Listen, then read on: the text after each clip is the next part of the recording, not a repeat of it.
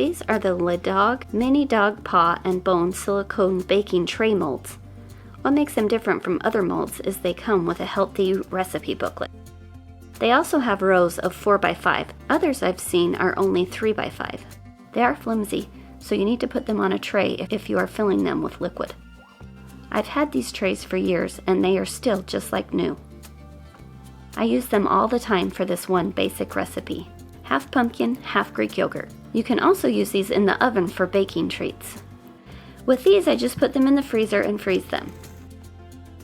The molds are soft and flexible, so you can just pop the treats right out. My dogs are very happy with this purchase.